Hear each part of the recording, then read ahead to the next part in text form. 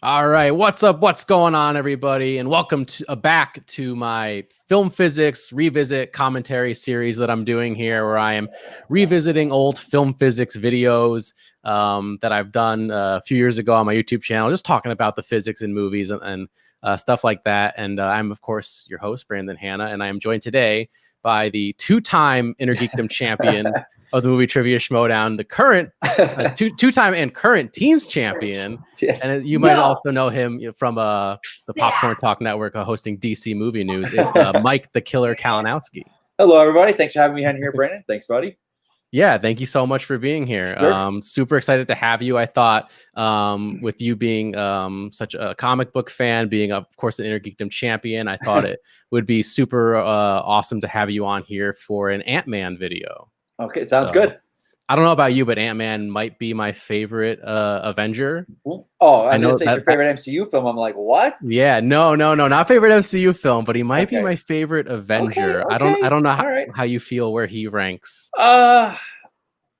It's interesting because in the comics of I enjoyed him in the comics, but there's so many different versions of him, and so the MCU is kind of like the main one. But I really love the Ultimates version of him, where he was kind of like the a-hole of the group, and just not a good person. But I think that was so realistic of what people are. So yeah, but Scott Lang is different than the original Ant-Man and stuff, Hank Pym and stuff. So I don't know. It's interesting. I do like Hank Pym. Like I like him as Ant-Man more than I like Scott Lang. So I say from the movies, maybe the movies, but that's what it is. Yeah, I'm getting spanked. Yeah, for me, Ant-Man, I like how he's like kind of like the opposite of what you said you liked about this iteration in the comics. I kind of like how he's like the goofball, but he's also like kind of like low key, really intelligent. He has a master's degree in electrical engineering. He's like a smart guy, but he's just kind of dumb. Yeah, I just watched the other night. I think I did an Infinity War Endgame double feature. I was cleaning the house, so my house cleaning took me about 8 hours because I would stop and sit down and watch. But I think for me, Paul Rudd's best performance was in Endgame. He's so good in that movie. Like the whole thing about what Back to the Future is bullshit. Like that whole, it's great. But he is so smart. He's the guy that solved it. He was the guy that Tony Stark had to come in and be Tony Stark, but he was the guy that came up with the concept of it. And what he brought to the character, and the fact that they did that, the whole Hank Pym is older, and they had both generations, was so good because Paul Rudd is not Hank Pym, in the character. He's Scott Lang, and it's their casting is always spot on. So, yeah, no, I personally really love just how important he was in Endgame to, being the guy that helps them win. Because until he shows up again, he's like the catalyst that gets everything in motion. And so as an Ant-Man fan myself, I thought that was pretty cool. And I just like the MCU always finds a way to make everybody relevant for the most part, which I think is really important. I think it's pretty cool. Yep, absolutely. So yeah, let's just get into this video. I don't think you've ever seen it. So let's see. This is actually this is my favorite video that I think I did when I was doing these film physics. So yeah, we'll just watch it and then let me know what you think about it. And and we'll see if anybody in the chat has anything to say as well. So here we go.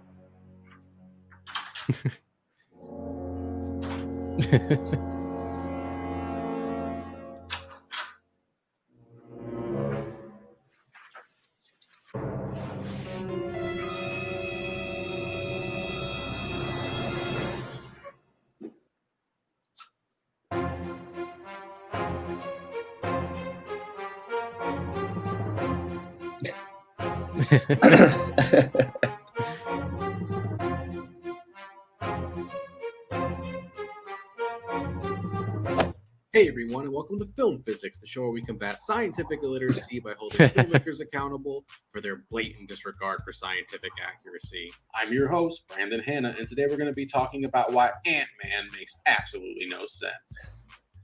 Just a tall tale, right? Because how could anything so miraculous possibly be real? To do this right, I got my hands on an Ant-Man suit of my own, and we're going to be putting its physics to the test. To be clear, we're only going to be discussing the science and scientific explanations presented within the Ant-Man film, not the comics. Now, with all that out of the way, let's get started. In the film, Scott Lang wears a suit powered by the fictional substance known as Pym particles. This substance is used to alter atomic distance in order to shrink the wearer to the size of an ant. In other words, these particles shrink the distance between atoms while increasing density and strength. Therein lies the problem. You know what? Let me show you.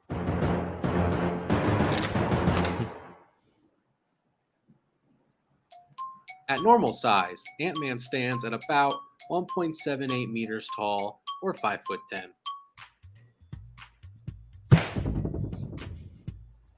But when he shrinks down to 0.7% his normal size, he stands at about 12.7 millimeters tall or a half inch. Here's the important part. Despite shrinking to the size of an ant, Ant-Man still has the mass of a 200-pound man. This means Ant-Man is exerting an 890 Newton force over an area less than a square millimeter in size. This equates to a pressure of 890 megapascals or 129,000 psi. That's a lot. To put this into perspective, the compressive strength of your typical stainless steel is about 250 megapascals or 36,000 psi. Ant-Man can't even stand on a table, let alone someone's shoulder.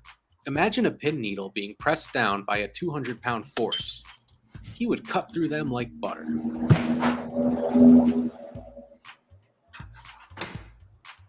Phew, that was a close one. As you can see, based on the science presented within the film, Ant-Man would have a very difficult time getting around. It's just not possible. I bet the filmmakers thought they could pull a fast one on us, but not this guy. Asking Robbins always finds out, bro. This wraps up this installment of Film Physics. If you enjoyed this video, hit the like button down below and be sure to comment and subscribe. And as always, thank you for taking time out of your day for this moment of science. All right. So, any first impressions? Mike? So first of all, I feel like a big dummy. I am a dummy, sir, when it comes to this kind of stuff. Now, what's your back? Are you a science, like, was that your thing in school, science and math, or like, what is? Yeah. So actually, Okay. I have a bachelor's degree in mechanical engineering, and that's Okay, then that's there we what go. I currently do. Yeah. I have a bachelor's degree in theater, so that's how we are on those two different ends of the spectrum there. So, so you're left brain then. I guess I don't know. Maybe Yeah, a little left of brain, both, right? but Yeah, the math is left brain and stuff. lean more one direction. Yeah. Okay. All right. So okay. So let me say this then. So when you go to see movies, is that what you're like? I have a lot of friends that are writers, and it doesn't. I don't enjoy going to see movies with them a lot of the times because they're constantly going, "Nah, that doesn't work. That plot hole, this, that, and that." I'm just like, "Oh man, that was an awesome movie." Yeah. Do you go to a film and is it hard for you to watch a film sometimes because the science is so out there and it doesn't make sense, or are you able to disconnect? Yeah, I think I really am able to disconnect the vast majority of the time, like suspend my disbelief. So I normally don't have a problem there, but like it seems like I would. But for me, I thought like doing these types of videos where I look back on films after the fact and like question whether or not the science is valid. I thought that would be just a fun way to talk about science, but use something that most people love to do it. So it's not me like giving the filmmakers a hard time. I'm just right. The idea was to just like have fun with it and like maybe like educate people a little bit on some scientific principles. Yeah, there was one. It was a video. I think it was on the Blu-ray of either Batman Begins or The Dark Knight, and they did the science of Batman. But it was all on his gadgets and stuff, and like what pounds per square inch could his grappling hook hold, but it was fascinating. It was really really cool. Yeah, being like, hey, he's a guy that with the right amount of money, anyone could be Batman. So it's interesting when they're creating stuff like adamantium, vibranium. It's like where does the physics come in and what is but I never thought about that. Like I was like, if he's keeping the same mass, so they don't ever assume. Like I'm curious, like why they never said like when he shrinks, his mass decreases as well. Like it keeps the same mass. It's just like when he's on Tony's shoulder, it's like okay, doesn't make any sense. Yeah, like for me, it becomes really easy to suspend my disbelief as long as the film lays out a set of rules that I can follow. Right. So if they were like, oh yeah, his mass also, if there was like a throwaway line or something saying his mass also shrinks, Yeah. then I'd be Right. like, okay, no Yeah. problem. Like I can like buy into that. But like as I've, I did my research, I watched the movie, and all we get is that the distance between the atoms shrinks, but you still have Gotcha. the same amount of atoms, you still have the same amount of molecules. So your mass is going to be the same whether you're like this big or this big. Right. And so if your mass is the same, then your weight is going to be the same, but over a much smaller amount of surface area. Yeah. Okay. Oh, hey. Yeah. They're making it up as they go. So I did Yeah. like, like in Endgame, they did explain their version of time travel with that scene with the Ancient One, which, I mean, people ripped that part, oh, if Cap going back doesn't this. And I was like, I don't care. It made sense in the context of their film. And they explained it in a cool way. And hey, let's go for it. Yeah, exactly. I agree. I thought they explained the time travel in a cool way. It's not a way that we've ever really seen time travel explained on film before, I think. So it's interesting how they like almost explained it as like different roads or different paths that you can travel down and like come back the same way. And the way they were able to like creatively tie that in with like the quantum realm and like quantum physics and Ant-Man and all that, I thought that was pretty neat. Did you have any? What did you think about the science of it all? Are you having one of those Back to the Future's bullshit moments? No, I'm having one of those I'm a dummy moment. No. Like it's interesting because I'm trying to think if I'm trying to remember if I've ever read anywhere it was like comic book science is what they call it. It's like in these books, and I'm not a big science guy as it was like a lot of the characters that are those science guys in Marvel. That wasn't really kind of my what I gravitated to. But I don't know if it's because like I've talked about this before in like DC and stuff. It's like I grew up with comics, so it's always been part of my lexicon, comic books and that kind of, I don't want to say stretch imagination, but it's in the realm of that. Like I'm trying to think of a film that I've watched recently where I'm just like, oh, this is bullshit. This is everything they're saying is wrong, and this will never work. Apparently, I guess, I don't know, Tenet, I'm hearing it's kind of like that. Interesting. But I don't know. I mean, who am I to say? I don't know. The guy created a thing and make him shrink. But then on the other hand, when he grows in mass, when he enlarges himself, is he still 200 pounds? Yeah, I mean, that's the way in the space between the molecules that are shrinking, that the space expands, so he's just 200 pounds at 65 feet, I think was what you went to. Yeah. 65 feet. So I don't know. I mean, what does that cause? And then it's like, okay, here we go. So then looking at that, okay, so you look at Endgame when he's walking in the final battle. He's really slow, and he's like trudging along. If you're only 200 pounds of that size, you should be able to move pretty damn fast. You should have a spring in your step. But he didn't. He was moving like he was a couple thousand pounds. Yeah, exactly. There you go. Yeah, that's a great point that I wanted to bring that up as well. So thank you for pointing that out. Like, sure. It's when he grows bigger. Actually, I think I wanted to do a follow-up video on this, but I never did. If he goes bigger, he's still going to be a 200-pound man. Yeah. So like, I don't know, like he could probably fly away like a kite if a big gust of wind comes along. He picks up the airplane thing, and he's like swinging it, but his arm was like he's moving very slowly. You'd be moving a heck of a lot faster than that if you're 200 pounds that tall. Yeah.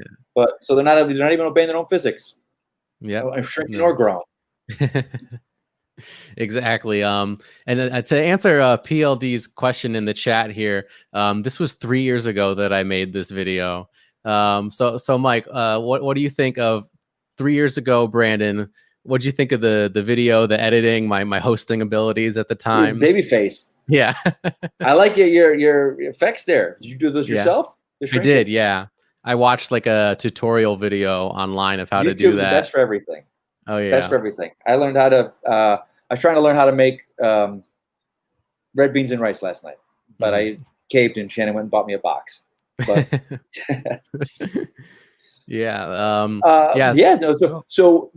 because of your background in science, this was something that you wanted to create, just kind of looking at the aspect of science, right?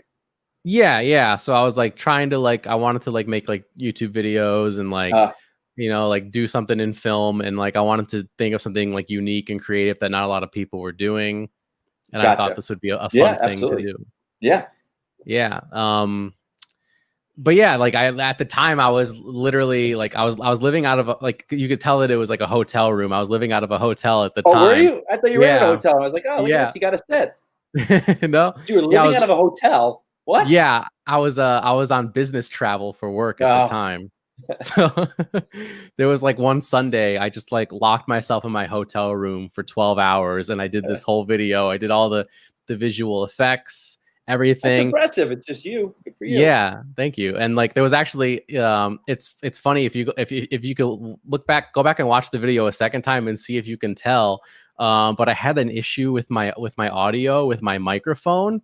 So I ended up redubbing all of my lines in the Really? video and like was sitting there like watching the video, like trying to like sync, had the microphone You in did my your own hand. ADR. Look at that. Yeah, I Impressive. ADR'd the whole thing. Yeah. So I see in the chat we have a few people saying that wait, Mike is the new Ant-Man. The lower third is confusing, Jake Yacovetta. And then we have Sabrina Ramirez in here as well saying Mike and Paul Rudd as the Ant-Men. The Ant-Man. I'll take that. Paul Rudd and I. I know Sure. I'll be his wingman. I know you want to be the next Green Lantern, but would you settle for being the next Ant-Man? Sure. Yeah, I got that. And people are telling me I'm the next Mr. Fantastic because I got the beard going on and the gray hair. So I'm like, I'll take any of it. Sure, why not? I could see you as the next Mr. Fantastic. I'll pull Chris Evans and do both sides there. So let's see. Does anybody in the chat have maybe any questions or comments on the video on the science of Ant-Man? Let me know. Will McLean in here said that was art, Brandon, true art.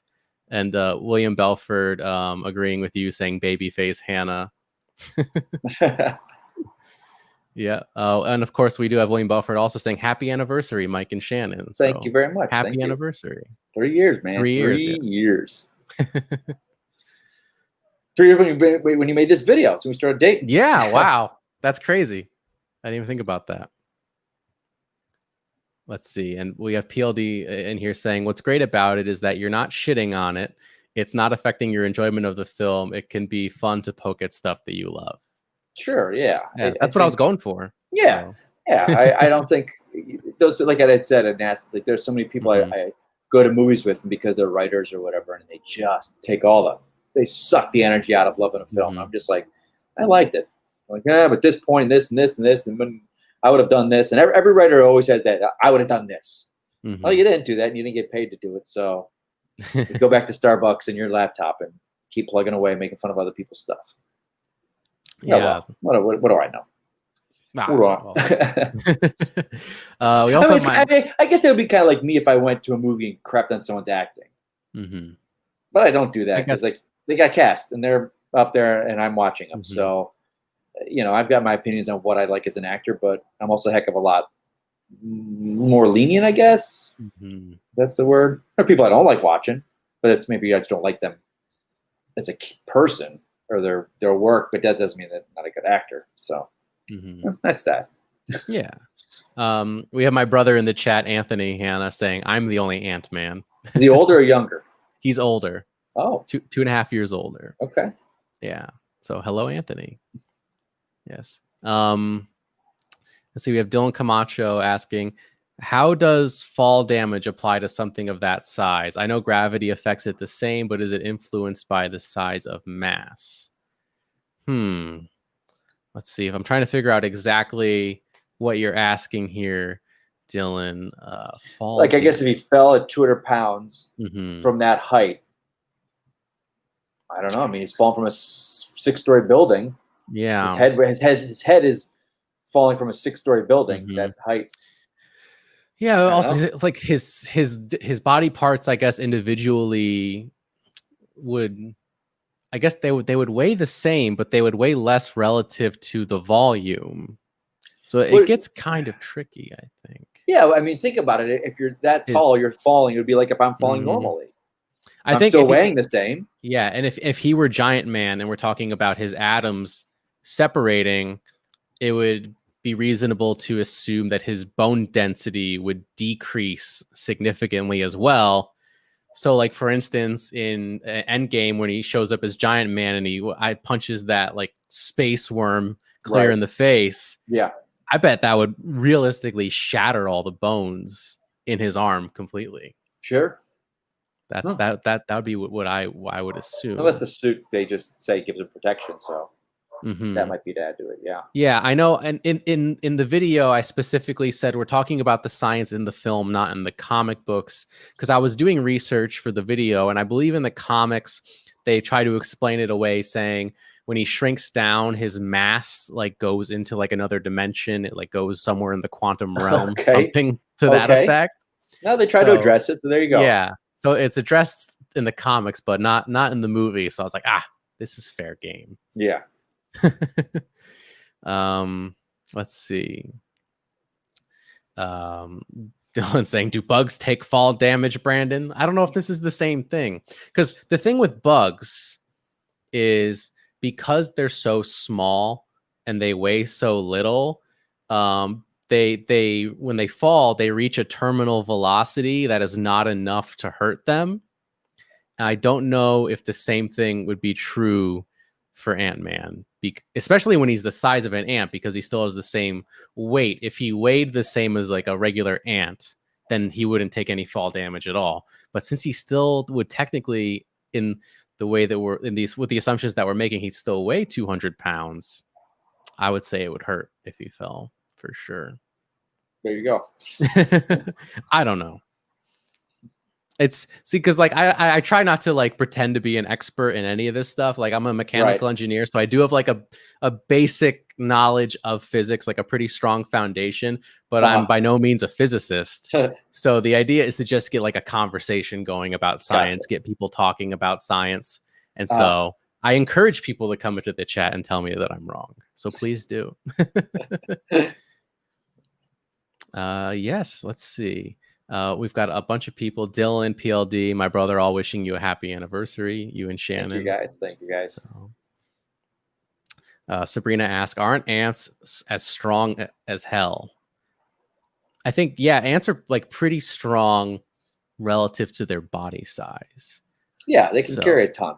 Yeah. I was carrying cubes of sugar and stuff. So, yeah, I think they're incredibly strong, right? You always see them in science videos and carrying stuff that's way over their body weight and body size. But yeah, so I think it's, if they could try to explain it, or like he has the increased strength. I think they do try to explain it in the movie that because his atoms are closer together, he has an increased strength. Right. But they don't address the weight thing, which I think is important. Okay. Yeah. I feel like maybe, am I missing something, or do we address everything? I don't know. Do you have any more thoughts or questions, Mike? Do I? Yeah. No, you covered it. Like I learned something. I'm not here to question anything. I'm just here like, oh, okay. I see that. I see that side now. Yeah. Still not going to change my mind when I watch the movie, but hey, no, I mean, oh no, of course. I'm it's interesting. Have you done all the? It's so funny because not funny, but it seems like most of the MCU is science based. It's, I mean, compared to, I mean, gosh, I think they even tried to science base Vision or Quicksilver and Wanda, you know, with the stones, and you know they try to, where it's in the comics, you know, her power's magic. There is no definable. And I think that's why with her in the comics or in the movies, it's been so much like every time we see her, it's something different she's doing. And they never really kind of gave her a name because really magic outside of Strange had not been introduced yet. Yeah. You know, and then Thor does the whole thing about where you call it science, we call it magic. But everything is science based pretty much in the MCU. I mean, have you done one on this super soldier serum? Oh, no. I did one on that. Essentially steroids, but you know, steroids with a little radiation. Yeah, I'm not even sure where I would begin on that. That would be an interesting one. Yeah, for sure. I thought about doing Iron Man at one point, specifically talking about, because you know he has like the basically like jet propulsion and like his palms, and like his boots and exactly like how much energy it would take for him to fly around. And I got like started on that a little bit, but that's a tricky one as well. Well, it's like the water things that they do. Those water jets where they are on their feet and they fly over the water, but how much propulsion of the water, but you've got to be over water. And it's interesting. I mean, I would think we're close to something like that, an Iron Man suit. But I don't know. I'm not a science guy. I know there's a great YouTube channel called Hacksmith, and it's basically a bunch of crazy Canadian engineers that have all gotten together. And was that the one you video? Didn't you post a video about like a trampoline or something recently? Was that you yesterday? Trampoline. It was a car going up. Yeah, didn't you post it last night? I was like, you were saying it's like your favorite guys on YouTube, and like they put a car up on like this tower and they built a trampoline through science to see if it would withstand bouncing on it. That wasn't you? No, that wasn't me. Someone in our community is a big science guy too that did some video. I didn't watch it because here's the thing. I'm gonna say this. I got a soapbox here for a second. If you're trying to get an audience member to watch your video, show that damn video in 10 seconds. He did 20 clips of different objects falling off this tower, but they didn't show it hitting the trampoline. It was like a car, tons of bowling balls, a cinder block, a giant pallet full of bricks, and you're like, will it bounce? I built this trampoline. But for 30 seconds, it didn't show any of them hitting the thing and bouncing. So I was like, nope, I'm out. Didn't like the video, and I didn't finish watching it. You got to hook someone in 20 seconds with your damn video. Don't be teasing me for 30 seconds like that. I'm out. There you go. That's my soapbox. I'm off. That's all your advice. For everyone. If you got a video, if you're listening, you make videos, you watch this, get to the point right off the bat. It's kind of like those things. I'm going to say, I'm getting another soapbox here. These damn people with their freaking recipes. How many times you go to look up a recipe online, it's like, when I started this recipe, it brings me back 20 years ago to Grandma Peepaw's house when the sweet smell of cinnamon would coast through the house. It reminded me of the winters there when I was making her gingerbread cookies. And it's like, get to the recipe, lady. I don't want to hear your story about it. Put that at the end of the recipe. Put the ingredients, what it takes, what to make, and I'm out. And here we go. That's another soapbox. There we go. Brandon, you talk about videos and getting older and stuff. I'm getting old. I'm becoming a crotchety old man. I'm becoming a crotchety old man in my old age. I got another birthday coming up here next month. I'm becoming a crotchety old man. Yep, I'm becoming that guy. Well, I see we have Aiden in the chat. I know Aiden is a chef himself. He says facts, Mike. Aiden. I skip all that shit. See, facts, Mike. Facts, because it doesn't want to know about Peepaw's cabin 25 years ago that brings you back to your childhood, and you got wrapped up in the warm quilt that she would make for you as she slaved over a stove for cinnamon snickerdoodle cookies. Get to the recipe, Grandma.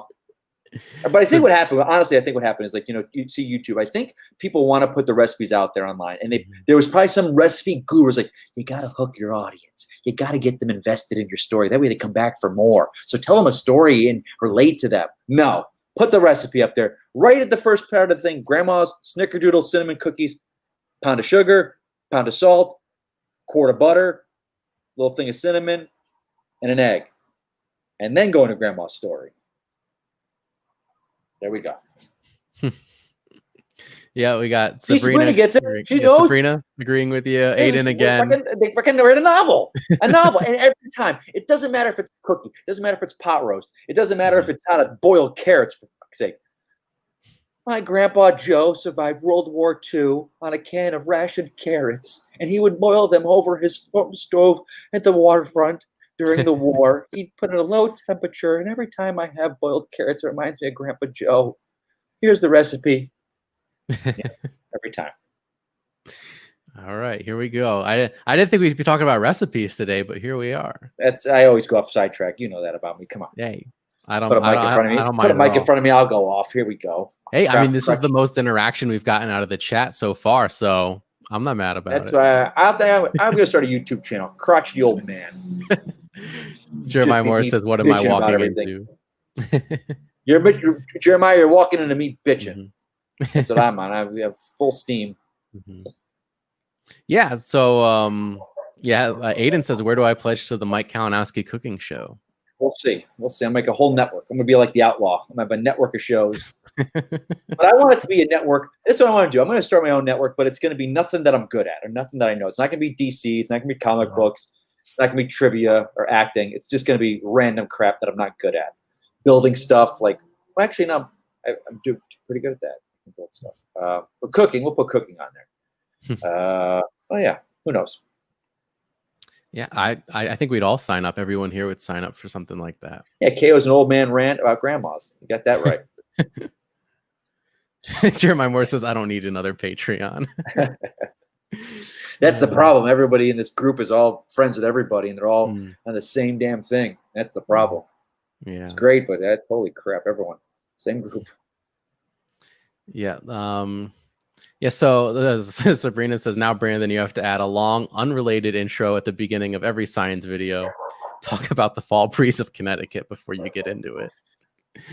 Nothing reminds me better of Connecticut than the fall breeze and the scent of cinnamon and pumpkin that wafts through the air. It reminds me back of my sisters and I when we used to watch Little House on the Prairie together in front of the TV while Mom was cooking in the kitchen, churning butter outside to bring in. So I hope that my video passed your test and I got right into the topic. You did. You got right into it. The science. Okay. Here we go. There you go.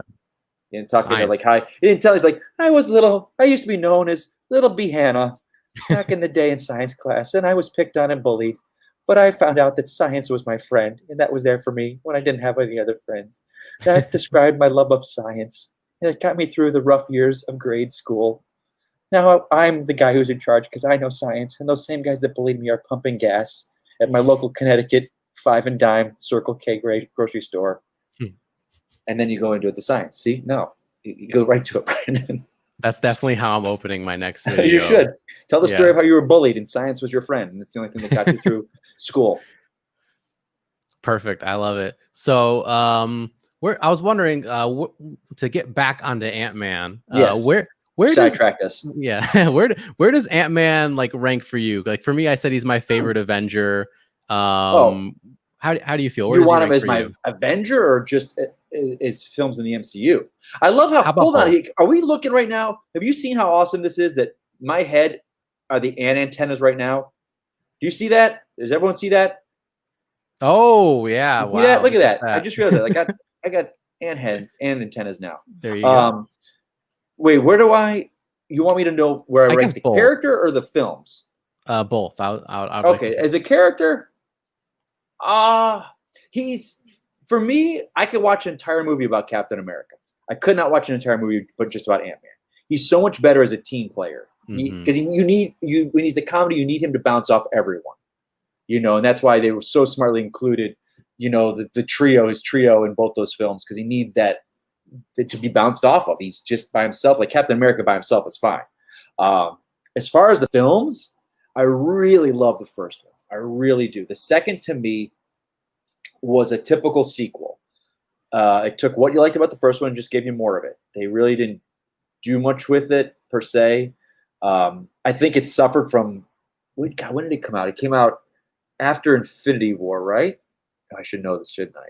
Yeah, it did. Yeah, it was the one right after Infinity War. Yeah. It was August of that summer of 2018. And we knew it was going to happen, so the post-credits had to happen like it did. But up to that point, you're like, okay, we just came off of Thanos winning, and then they go back to this. It was just like, it either should have come like right before it, and maybe held off on the post-credit scene until another film.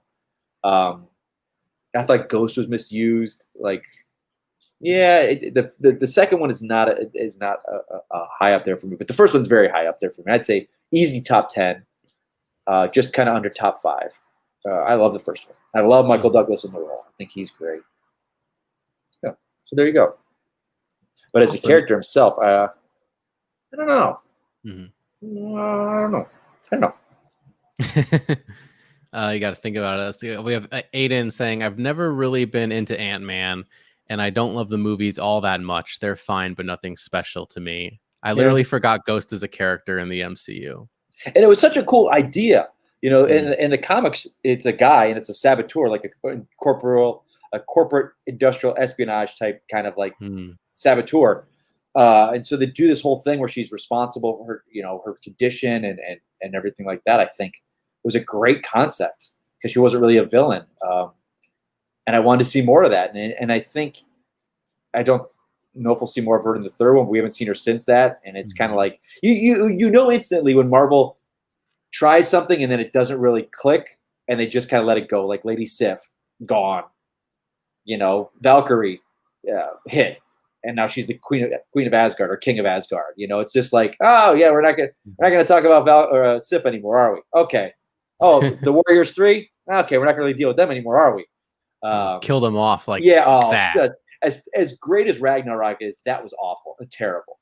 And God bless Zachary Levi, Ray Stevenson, and Hogan. Oh God, I can't even try his name. I'm gonna pronounce it. But God bless them for coming back and knowing that that's what they had to do. Hey, good for them. Good for them for coming back. But yeah, like Ghost, it was such a good character, the great actress in the role, and just went nowhere. Oh well. Yeah, I think it's an interesting thing to do where they took basically like this, like the Ant-Man technology, like the quantum mechanics of it all, but the powers were different, but it all came from the same type of science. I thought that was an interesting thing to do with a villain, because I know people like have an issue with the MCU where the villains tend to be the same as the hero, but just the villain form, like like an Iron Man, an Ant-Man, and even like Black Panther, Captain America. Yeah, it's like it's the same but bad. It's the twisted side of the good guy. Yeah. That is I think that's why Thanos really kind of struck, because he was different than anything we've ever seen. Yeah, you're right. Ego is Peter Quill's dad, and it's just like, oh yeah, they're all the same, just the dark side of the same coin. But hey, that's what it is. Yeah, and we have Aiden in here saying, all I ever really liked about Ant-Man was that he gave us Ultron, who wasn't represented as well as he could have been in the films, in my opinion. So, I don't think we're done with Ultron, though. I don't think he's done. No, I don't think they're done with him yet. He's too good of a villain. I don't think we're done with him yet. I think he'll be back in some form, because he can be. It's a villain that can be brought back. So I definitely think he could be back. Yeah. How do you feel about the films not having Ant-Man be the one responsible for Ultron, having it be? I kind of doesn't bother me, because I know the MCU is charting its own path, and they handled it incredibly well. They made Tony and Banner, kind of the science bros, and creating him, and it made sense. With the stones and how they did it. So yeah. I think Age of Ultron is a bit underrated. That doesn't get enough credit. I actually like it much better than the first Avengers. I think, really? Yeah, I think they opened it up more. It felt like an epic film. Whereas Avengers, to me, I've said this before, feels kind of like a TV movie. The cinematography is very kind of limited and small. It seems like a made-for-TV movie. Where Age of Ultron is, for all the issues that it has. Here's one issue. I'm going to rant for a second here. Sure. That bugs the hell out of me about the MCU is, and I know this is small and nitpicky, but we made such a big deal of Hawkeye's farm in Age of Ultron. And then when we finally see it in Endgame, it's a different set. It's a completely different location.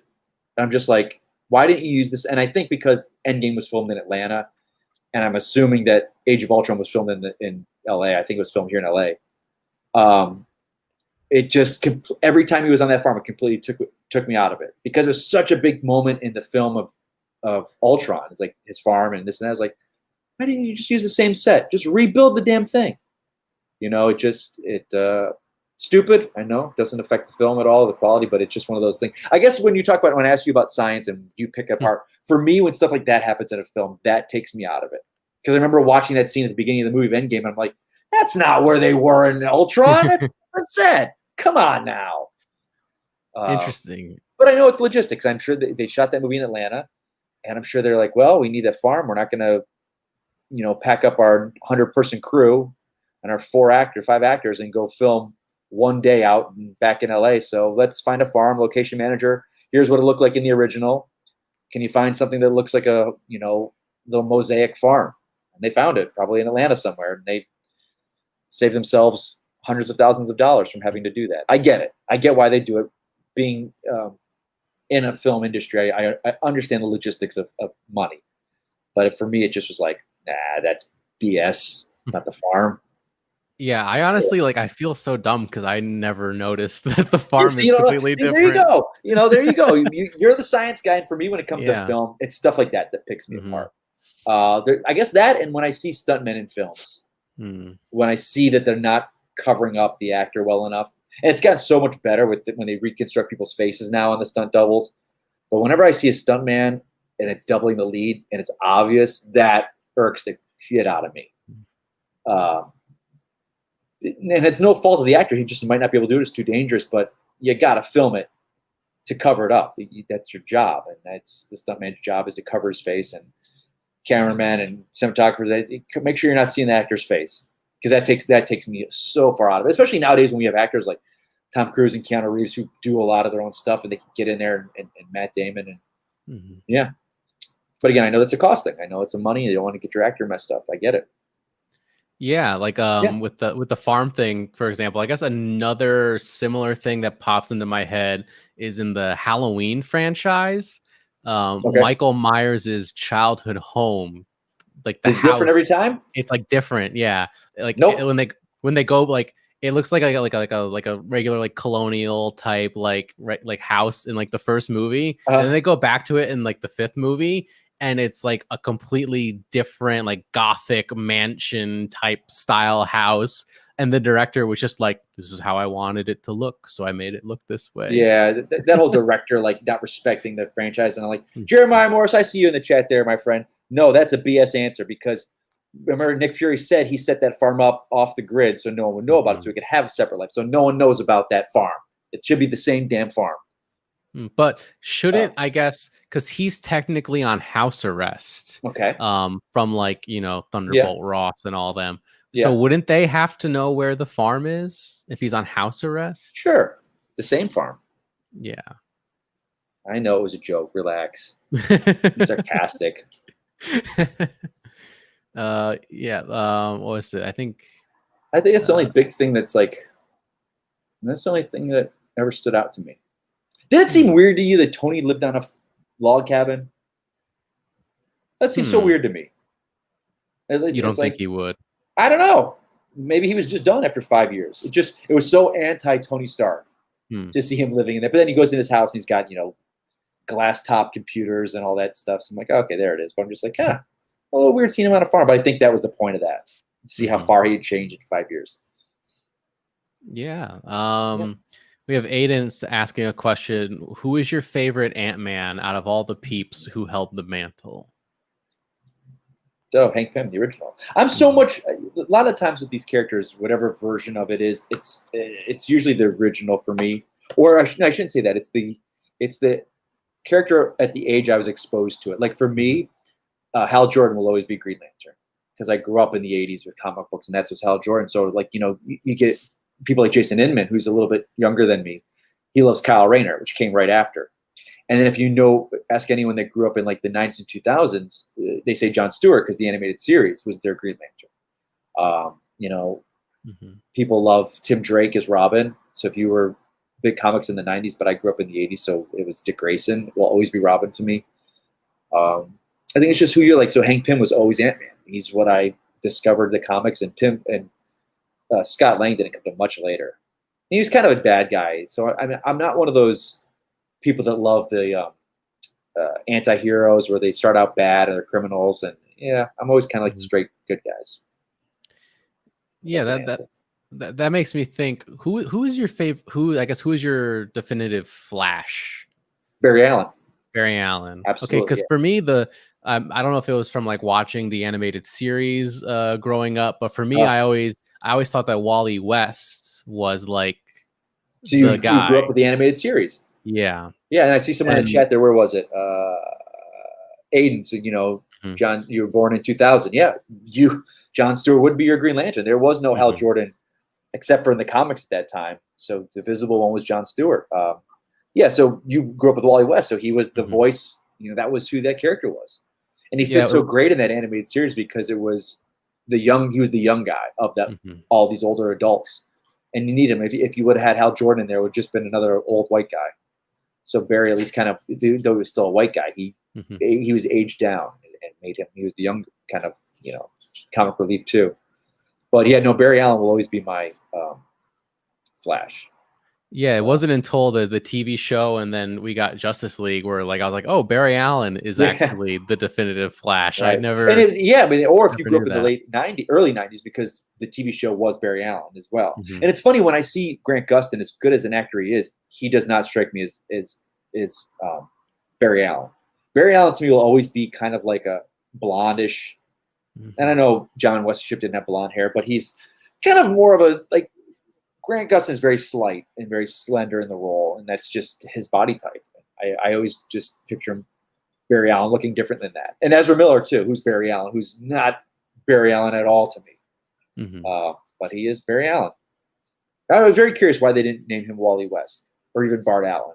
Why didn't do Bart Allen with Ezra Miller? He would have fit in as Bart Allen. But hey, them's the breaks. I don't get everything I want, Brandon. As much as I want to believe that, I don't get it. Ferris says Bart Allen was my guy because of Smallville. Yeah, so I forgot the actor's name, but that was Bart Allen on that show. And Smallville did a great with him. They could have made it Barry Allen because that was the Flash, but they did Bart Allen because the young actor looked like it. He was young, he had that moppyish, reddish brown hair. He looked like Bart Allen. Yep. So like you mentioned, like the Ezra Miller's Flash isn't really like Barry Allen to you, like the way you know him, but do you still like the character in the film at all? No? I'll hold judgment until I see Snyder's Justice League. We'll see if it's different because that whole kind of, it's interesting because he had that kind of ADD. I want to say he seemed like kind of he was on the spectrum, on some form of the spectrum with his emotional and his intellect, because he was incredibly smart. He built the suit out of NASA parts, and to be able to build that and to understand what his power was, he's incredibly smart. But I think he's one of those guys that thinks 3 steps ahead. But he also is very socially awkward.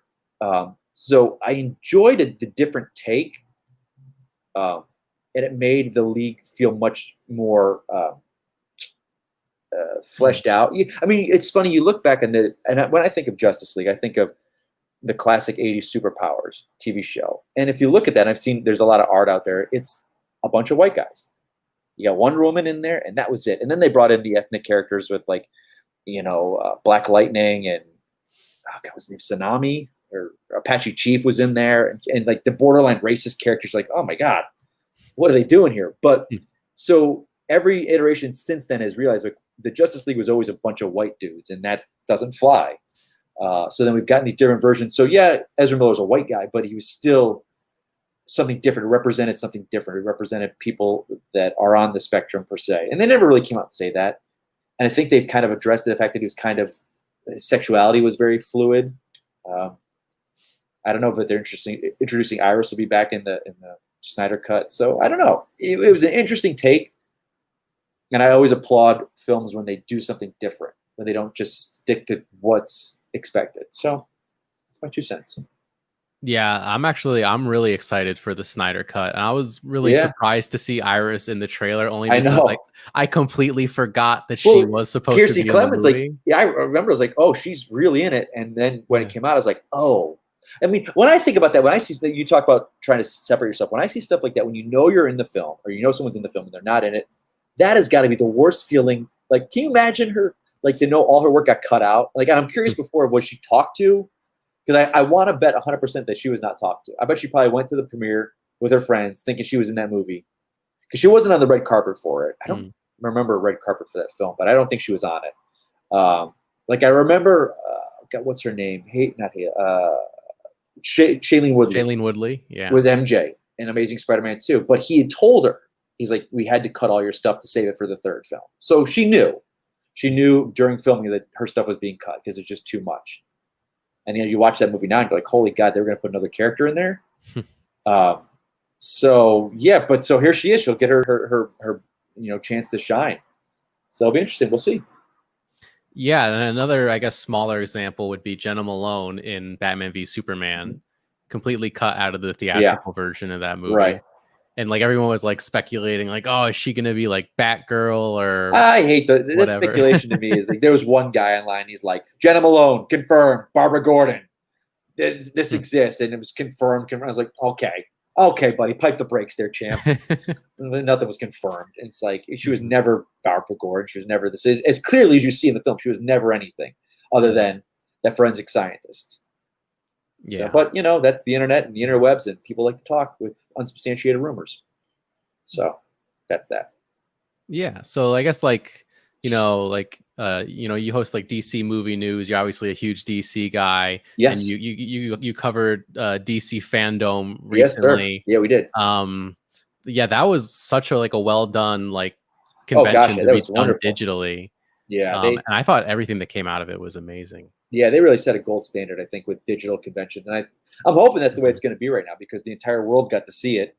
No one felt left out. It wasn't 6,000 people in Hall H. They were the only people who got to see it. So I think if they're smart, that's what they're going to do from now on. I could be wrong, but who knows? I hope so. So if there's one thing that came out of that DC fandom that you're most excited for, what is it? I'll take the Batman out of the equation, because that's my most anticipated film. The fact that we got a trailer, I never thought that. I told people, we all took bets, like, what are they going to show? And I said they'll show a full shot of him in the suit, like not a color moody, like you can barely see him, like a full on, that's him in the suit. And I figured we might get a scene as Bruce Wayne, like him without. But the fact that we got a full shot, a full trailer, 2.5 minutes, action, some dialogue, some idea of what the film was, blew me away. But for me, it was The Suicide Squad. That was awesome. I couldn't believe how great, how much they showed and how great it looks. And that was the one that really got me excited. Like, that was a film that I was like, okay, it'll be out and it'll be fun. And I like James Gunn, but seeing that trailer and the behind the scenes and stuff, and I was like, this is great. So, yeah. Yeah, Suicide Squad, I think it looks incredible. What they're doing. They're just that behind the scenes featurette that they showed. Yeah. It's gonna be crazy. I don't even know how they're gonna pull off like King Shark and like Weasel and stuff like that. But I look at this, I'm like, James Gunn made. I've read comics my entire life. I don't think I've ever read a Guardians of the Galaxy comic ever. And the fact that he made Rocket and Groot household names, theme park attractions, so the fact that he's taking Weasel and King Shark, it's like that's no better hands than his to make that work. Definitely. Yeah. We have Zeke Gallo asking if you can move as fast as Robert Pattinson in your bat suit. I have a couple of different ones. One of my suits is very flexible. The other is not so much. But I'm working on another one right now. So awesome. How do you feel about Pattinson's bat suit? The suit. I love the suit. Yeah. I was hoping, because there was talk early on that this was going to be like a mid, like 10 years as Batman. That was the early talk, they thought. And so I was really hoping for I really want Batman. And people ask me this all the time, being that I love the characters, like, hey, what's my ideal Batman? And to me, we still have not seen what I view Batman as. Like when I take my ultimate, like, I love the Keaton Gotham City. I love the Affleck way that Batman fights. I thought Val Kilmer brought some really great Bruce Wayne stuff. I think the Alfred and stuff with George Clooney is great. His stuff with Alfred is as crazy as that movie is. I don't want to say bad, because I look at that movie as like a live action 60s version of the TV show. So it's okay. So there's bits and pieces for every Batman that I love that just has not been my ideal version. And I guess my ideal version would probably be the video game, the Arkham series of games. Like, if you took that Batcave and that way he fights and that aesthetic and Gotham City looked like a character, that would be my Batman. But Pattinson, like, I'll be honest, I don't know much of him as an actor outside of the Twilight films. He makes a lot of artsy films, but he's an incredibly talented actor. And seeing what we're seeing, when we saw that trailer, it was nothing what I thought. I was like, oh, they're really going early. This is year 2. He's still kind of figuring it out. But in the suit, those scenes when he moved in the suit, he looks great. And it moves well, and he does that one duck with Catwoman. It just looked – there was just something you could just tell when an actor there's something about him in that suit. He just feels very comfortable. He moves really good in it. And they did that on purpose. People were asking me like why they showed that fight scene. And it was very, it was just him walking the camera, beating the guys. Like they did that. 2 reasons. One, to show you Batman being a badass, but also they needed to sell the audience on Pattinson being a badass. And that's exactly what it did. Because you watch all the reaction videos, it's everyone, that's the moment of, oh, like he beat that guy. And you needed to see Robert Pattinson be physical because we haven't really seen him that. I know there's one movie, oh gosh, I can't think of it. It came out a couple of years ago where he plays like either a drug dealer or it's something about, it's like a crime movie with a lot of guns and stuff. And I guess that's a movie people are saying to check out. But I don't hold an actor to what they've done in the past. Because so many times with actors, they surprise you. I mean, I'm trying to think of like who I really don't like and stuff, but then I love in certain things. I don't know. But I think he's going to be great. I think, he'll be great. People are, oh, it's goth Batman. But it's like, this is Batman still figuring out his stuff. He's got the Batman down, but he hasn't figured out what Bruce Wayne is yet. And I think that's something like the Nolan films kind of blend it all together. They figured out his Batman and they figured out his Bruce Wayne's got to be a mask pretty early on. Where this is a Batman, and they've said it's a trilogy, so we're going to see him just developing his Bruce Wayne, I think, eventually too. And what that meant. Because Batman, for me, and this is just my thoughts on Batman, is Bruce Wayne is just as much a mask as Batman is. I always think there's three versions of the character. There's Batman, Bruce Wayne, and then who he really is when he's alone. And I think, or with the people closest to him, like Alfred, there's 3 different faces of who Batman is. So, or that's what I would do with it. That's interesting. Yeah, I've never really heard like that take of there being like a third. Yeah, the true, when he's in that cave by himself with Alfred, that's who Bruce Wayne is. The young boy that's still, I think because Bruce Wayne is the public persona. That's just as much a character and mask that he created as Batman. And it'll be interesting to see if the film does that, if they help, because we see him in there, but he doesn't look put together. He looks kind of, I don't want to say sick, but you can tell that that's a guy that's spending his entire nights doing what he's doing and not caring about anything else. So I trust him as an actor. He's such a talented actor. So I think it's in good hands. Yeah, I'm excited to see more. I know, like you said, the Arkham game version of Batman is like the truest that you feel. Yeah. For me. I think I can see parts of that in the trailer, I feel like. Yeah. So I'm really curious to see how it develops, because it almost, in a lot of ways, just from the small amount of footage that we got, it seemed to me like this is the closest version of Batman that we've gotten to that Arkham game Batman. Yeah. Yeah. It's funny when you watch the whole panel, right? Yeah. Like you can tell when a filmmaker loves what he's doing, because Matt Reeves, man, that man talked for 25 minutes nonstop, and it got you excited. When someone's excited about something, it gets you excited. And he said it best. He's like, Gotham City is a character. When he said that, I was like, he gets it, because as great as the Nolan films are, I'll always say that Begins is the best, because ever since Begins, after that, the Gotham City was Chicago. They didn't do anything different. You could walk down the streets and feel safe, and that's not Gotham City to me. Where Matt Reeves is like, this is a character. That's where we're shooting Liverpool, and we're going to make it a character just as much. And there was so much atmosphere, and the fact that they only shot like I think 25 or 30%, and there was so much atmosphere already in those scenes, and you just felt, the comparisons that people were saying with 7. But 7 was great. I mean, hey, if they're going to compare it to 7, fine, okay. I mean, there was the talk of Dark Knight and Heat, and rightfully so. So if you're comparing this movie to 7, and that's what they're going to go off of, I'm on board. Sure. Yeah, I'm super excited as well. And like, it's been just about an hour, so I feel like we should start wrapping up. But before we go, I did want to ask you also about all the Batmen that we're getting in the Flash movie. As a Batman fan, are you super excited about it? Are you maybe a little nervous it's going to take away from Barry Allen at all? No, I could care less. No, I mean like that. Like I'm not his his Flash could come or go for me. Like if he were to die and be replaced by a blonde-haired, blue-eyed Barry Allen, fine.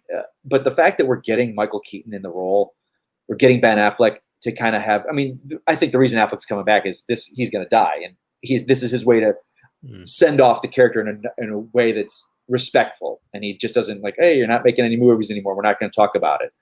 So I love it. To see Keaton. I mean, I would love to see Keaton do a Batman Beyond, but I don't know. I mean, it's interesting. People asking like, is he going to go to Tim Burton's Gotham? Is that what we're going to see, or is his Batman going to come into our world?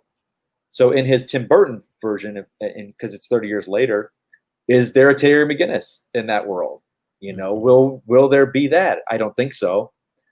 And I don't think they'll kill him. I hope they don't kill him because now that they've talked about this with the multiverse and all the different worlds, there is a time where we could see a Batman Beyond movie. And Keaton's getting to that age where he's be perfect at it. But I think it's gonna be great to see two Batmans together, and that potentially I think we'll have three Batman in that year.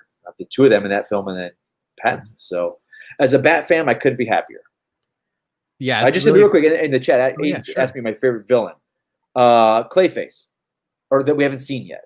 That's which one I'm dying to see on screen. Clayface. I want to see Clayface or Man Bat. I want like a gothic monster movie in Gotham. Like I want Clayface. I want him suffocating people and smothering them with his clay, and Man Bat flying all over Gotham. The two of them in a film together, or call it Gotham Monsters or something. I don't know. Yeah, I could be wrong, but in Batman Forever, when we see the giant bat, like in Bruce's like flashbacks, wasn't that originally supposed to be Man Bat, and then they like cut it out completely? I don't think so. Like in the original script, because it's so funny. People talk about we want the Schumacher cut. There always was a Schumacher cut. It's not like something like discovering this new thing. It wasn't a separate film that got redid. It was just like him editing stuff out. Like that's all it is. Like they start the film in the insane asylum with Two-Face breaking out. That's what starts the film. It's the script's out there if you want to look it up online. It's the Batman Forever shooting script. It's like there's a scene in an opera house that happens, and I think that always in that script it never mentions Man Bat. It was always his psyche, and that was the bat. And there was a scene with him kind of facing off against. There's a still if you go online and look up stills or deleted scenes, there's a shot of Val Kilmer looking up at the bat and the bat looking down at him. I think it was more of like in his mind. I don't think that was Man Bat per se. I remember in BVS again that you talk about rumors and crap. People are saying that scene where the thing came out at him in his mom's tomb. Like, oh, that's Man Bat. In his mom's tomb. I was like, what? Does that even make any sense? Like the stretching and reaching of some fandoms when movies come out and trying to do mental gymnastics to make villains in films. I read one recently. They're saying the Riddler in the Batman is actually the Joker. And here's our reasoning behind it. And I'm just like, are you? And then the card that the Riddler gave, it was an owl. I was like, the Court of Owls is in the movie. That's the real villain. Because of this owl on the card. I'm like, are you out of your fucking minds? But hey, I digress. Yeah, we have Zeke Gallo saying, I hope they make the movie make sense. I was actually confused when the Flash showed up in Batman v Superman. I think Justice League will address that more. Yeah. Because we do see that extra shot in the trailer where there's like another cut to that future where we see he was the Hall of Justice like destroyed. Yeah. And that one scene in the trailer where he was in the Speed Force and he was like looking around, like, what is this? I think you guys have to remember once he was shooting that Flash scene, he figured to make 3 more, or at that point there would have been 3 more films. Like he knew we were going to explain that. He wanted to be able to, from Man of Steel to the end of Justice League, it was going to be a 5-film series. That was going to get explained. We were going to get why she's the key, why he came back too soon. So I don't know how much. Because once BVS didn't do well, that 5 plan got changed, and then he went with the 1 film, which we're going to get. So it's interesting. It'll be interesting to see. Whatever 4 hours, that's 2 films right there. So I don't know. We'll see. It's going to be exciting. It's very exciting. Yeah, I'm really excited. I'm super excited for the Flash as well. Michael Keaton is my personal like definitive Batman. Yeah. So for me, like I thought we were just gonna get like him as Bruce Wayne, but seeing that concept art of him in the suit, it's gonna be really interesting to see what they're gonna do there. Like, are they gonna like try to de-age him for that, or are they gonna maybe try to make an explanation, kind of like I think like when Batman Beyond, like right when before Terry McGinnis takes over the mantle, Bruce Wayne is still Batman and his suit kind of enhances his fighting abilities. Yeah. So maybe they'll try to explain it that way. I don't know. I mean, I mean, that was Michael Keaton in that suit. That was a sure on 89 suit. But I mean, if you watch one of my favorite movies of recent years is American Assassin with him and Dylan O'Brien. And they have a very great Bruce Wayne, Terry McGinnis mentor, mentee in that. And you see him in the action in that, and he's still in great shape. He's still, I think, in that suit, he'll still look great. I think he's going to be bruised and beaten up and maybe have some kind of mechanical braces around his joints. But I mean, he's still in good shape. So I would love to see, I want to see that suit again, like an updated version of it. Because thinking back then, and if you ever look at stills behind the scenes, you just see like, oh, the latex sewn onto a rubber wetsuit. And I know friends of mine in the costume industry, the cosplay industry, of just how good you can make suits now and how great they're looking. To see today's technology with that suit, oh my God, he's gonna look awesome. Yeah, I mean, you want to talk about fans and getting a boner for movies when he's going to show up on that screen in that suit, people are going to lose their shit. They're going to lose their minds. I know I'm going to lose my mind. That's great. That's for sure. Yeah, and that's a great point. Like if he's like really physically fit for the role, like if he is just like shredded Michael Keaton, I'd believe it. I'd believe that he can still fight crime in that suit. Absolutely. So yeah, I'm really excited for that.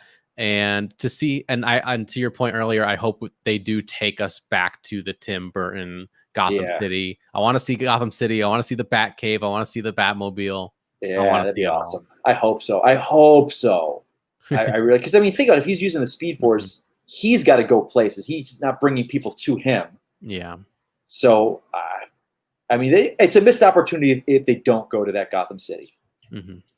I think is a missed opportunity. So I think you don't get Michael Keaton to just pluck him out of there and put him in your film. But again, that could be awesome too. But I just think our Earth and is whatnot's kind of boring compared to what they could do. But again, you've got to have Affleck in there too. So I don't know. I'm excited though. Yeah, I'm super excited. I think we've definitely strayed a little bit from Ant-Man, but I'm happy we were able to keep it on comic That's book my top. fault, buddy. No, it's fine. If we're talking movies and comics, I'll talk forever, dude. I'm sorry. No, don't apologize. I'm excited. It was I personally can talk Batman all day myself. I know, so I need to start a Batman podcast. Yeah, I think everyone in the chat is loving it. So I think they'd all listen. I think they'd all listen. Now, Batman versus Ant-Man, that's the real conversation. Hey, people always say those things, Batman versus so-and-so, and they're always like, oh, Batman has enough prep time. I don't know, Ant-Man, he catches you off guard, man. It's kind of like with Falcon. He's like, that was one time, tic-tac, it won't happen again. Like, I think Ant-Man off the bat against anyone gets the upper hand right away. Second match, he's screwed. But that first matchup, I think he's got the upper hand. Yeah, I think like Batman with the prep time, I think is like something that people go to a lot. But like, I mean, like I think there's that one animated movie like Justice League Doom, I want to say it is, where like the villain gets his hands on all of Batman's plans to take out members of the Justice League. Oh yeah, I thought that was pretty cool. That's such a good one. That and the storyline is it's called Tower of Babel, where like the League's under attack and they're like, by who? It's like, by me. It's great. Yeah. Yeah, he's the worst enemy. Batman is the worst enemy of the Justice League. Yeah, and then there's even a great line towards the end where they're like, okay, like you had all these plans to take out us. Like, what happens if you ever went bad? Like, what was your contingency plan? Did you have one? And he's like, yeah, I had one. It's called the Justice League. Right. Like, it's like an exceptionally arrogant thing to say, but also like a really badass thing to say. Yeah. Because he's not above it. He's not like, I'm not better than you guys. I can be turned just as easily. Yeah. So that's it. I love Batman as well. He's my favorite superhero. Yeah. I'm not quite as passionate as you are. I don't have that really cool poster above your TV there. I'd love it. It's not a poster. It's a painting. Oh, a painting. One of my best friend got that for me for Christmas one year. It's one of my favorite pieces of art that I have. It's like, I kind of wish it's great. They have a Joker one too, and I haven't been able to find it. Like I've seen it done as a print, but it's like a canvas painting. Yeah. Like I think it's the only way Shannon let me have it up in the house. If it was just a poster, she'd be like, no. But being that it's a canvas painting, it's a little more hoity-toity. I would love like a Superman one, like a 4 Supermans, but I haven't seen that yet. Yeah. Yeah, it's one of my favorite pieces. Yeah, it's great. I love it. So yeah, thank you so much for joining me. Of course, I'm glad I could today. hijack your stream about Ant-Man and talk about Batman. I think it worked out perfectly. It was a great conversation.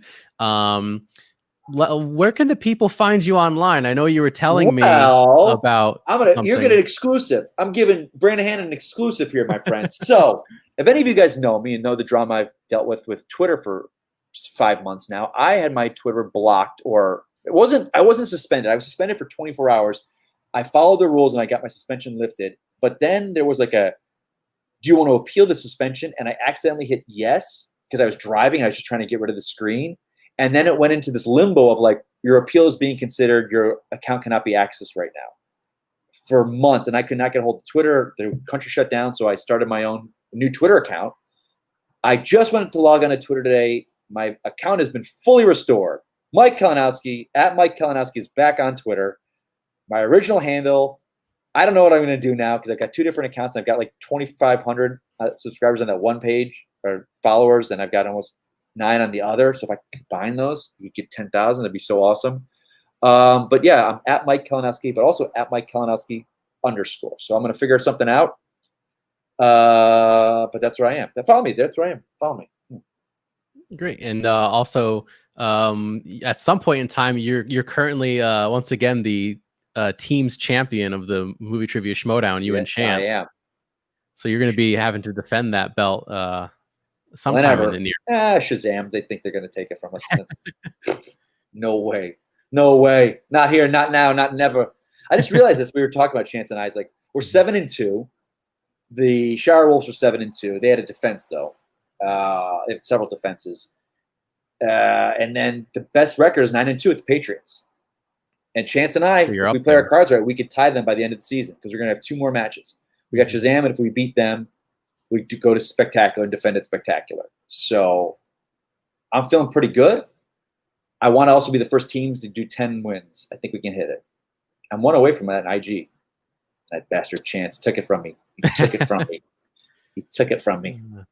I'll get it when I play Chandra and whoop his ass. Because he's losing a chance. He's losing a chance. I think then I play the loser of that match. I think. I don't know. I'll whoop his ass. Take that. I'll get my 10 win. Yeah, anyway. That'd be exciting. You could have 10 wins in both divisions, so that'd be awesome. Cool. Yeah. So anyway. I think, yeah. So I think you can do it. I think you can do it. I think so. I think so. I mean, Aiden's right here with you. Corruption is greater than whatever else your pea-brained minds can conjure. So, my pea-brained mind? I mean, corruption. Like anyone else's pea-brain. Okay. Okay. All right. So to say. Anyone especially else's next year. Especially next year with putting bringing new slices into IG. I think they are. I think that's going to level the playing field a lot. That's going to level it up. Yeah, new slices into IG and also specific IG slices in singles and teams. Which happened this year, but then that rule got changed for some reason mid-season. So, hey, that's that. Yeah, it's going to be interesting next year. Definitely. Great. So, yeah, just follow Mike on both Twitter accounts. Yeah, I'll figure something out. Either way, you're covered. And you can find me on Twitter and Instagram at BrandonHanna07. I'm trying the Patreon thing, guys. I figured why not? So patreon.com/BrandonHanna. I'm doing weekly live streams over there. Tomorrow I will be doing one on horror films. Because in addition to all the Inner Geekdom stuff, I actually do love horror films as well. Don't tell the other people in the Schmodown that I said that. Keep it on the down low.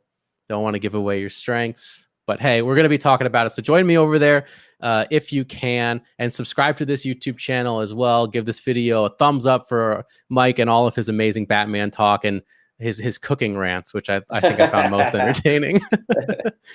And of course, I've teased it a little bit on my social media and on my Patreon, but I am working on within the next month or so, within this month, towards the end of the month, starting my own weekly science news show here on my YouTube channel. I think I have here's like a little tease for you all there. The periodic table is what we're calling it.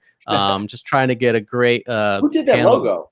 Oh, that was Jacob Patrick who did that logo. Is he the guy that does all the logos for most of the Shimano people? Yeah, he does a lot of graphics for people, Action Industries. I think Roxy Stryer as well. Yeah, Roxy's, that guy's freaking great, man. He's absolutely incredible. Look at that, man. It's great. Like everyone he does, it creates such a brand for you guys. It really stands out. So what was his name? Is it Patrick? You said Jacob Patrick. Jacob Patrick. Well done, man. Yeah. Yeah, he's so great. He threw that together for me in like a day, and I'm sure perfect. He's one of those guys. He's like, "What do you want? You want this, this, and this? Okay." And then an hour later, you get 15 choices, and you're like, "Holy crap!" Yeah.